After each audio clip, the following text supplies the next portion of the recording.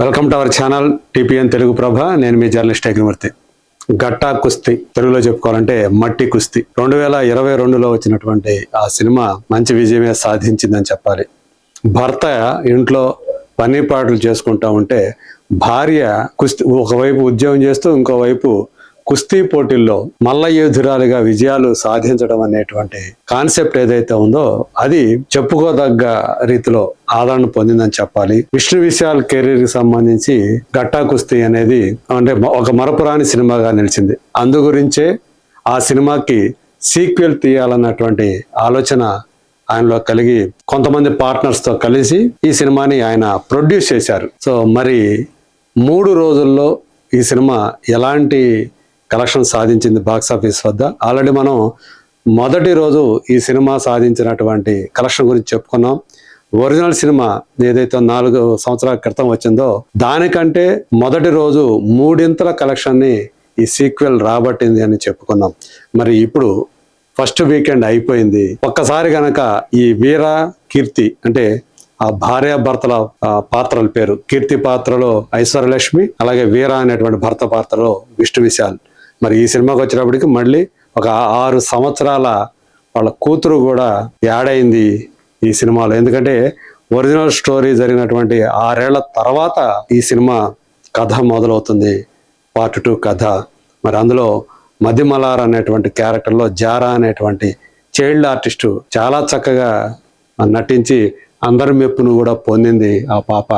మరి చూడండి ఇక్కడ, సో ఈ భార్యాభర్తలు ఇద్దరు కూడా ఒక పక్క కుస్తీలు పడుతున్నారు, ఇంకో పక్క కొట్టుకుంటున్నారు ఇంట్లో. ఇందులో కీర్తి అంటే ఐశ్వర్యలక్ష్మి పోషణ పాత్ర ఎదురు రైల్వేలో ఒకవైపు ఉద్యోగం చేస్తున్నట్టుంది, ఇంకోవైపు కుస్తీ పోటీల్లో పాల్గొని అవార్డుల మీద అదే ప్రైజుల మీద ప్రైజులు కొడుతూ ఉంటుంది.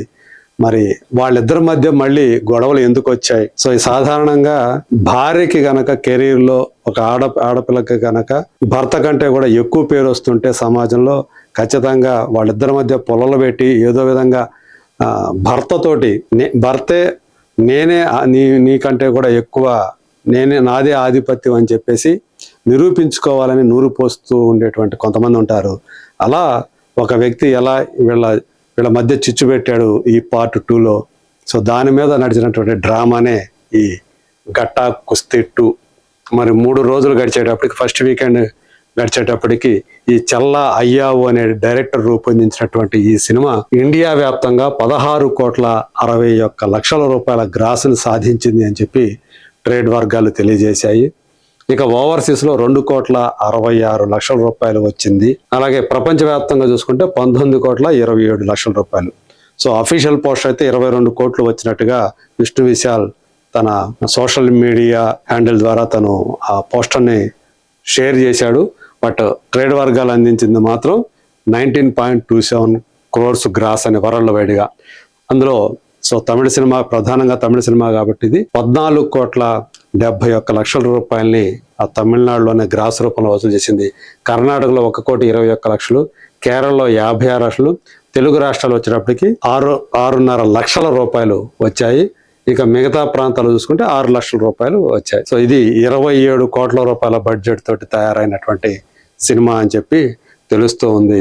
లైఫ్ టైం మొత్తం కూడా గట్టా కుస్తీ అంటే 2022లో వచ్చినటువంటి ఆ సినిమా 11,58,00,000 రూపాయలని ఇండియా వ్యాప్తంగా అది గ్రాస్ సాధిస్తే కేవలం 3 రోజుల్లోనే ఈ సీక్వెల్ చూడండి ఏ రేంజ్ లో. ఇది 11.58 కోట్లు అయితే ఇది 16.61 కోట్ల గ్రాస్ సాధించింది. దాన్ని బట్టి సో ఇది ఏ రకంగా విష్ణు విశాల్ కెరీర్ లోనే బిగ్గెస్ట్ గ్రాసర్ గా నిలవబోతుందో మనకు అర్థమవుతోంది. అందు గురించే ఇప్పుడు విష్ణు విశాల్ ఆకాశంలో విహరిస్తున్నాడని చెప్పుకోవాలి. అందరికీ నేను రుణపడి ఉంటాను, నా కెరీర్లోనే బిగ్గెస్ట్ గ్రాస్ అన్ని బిగ్గెస్ట్ హిట్ని అందిస్తున్నారని చెప్పేసి ఆయన తన మనోభావాన్ని వ్యక్తం చేశాడు ఈరోజు.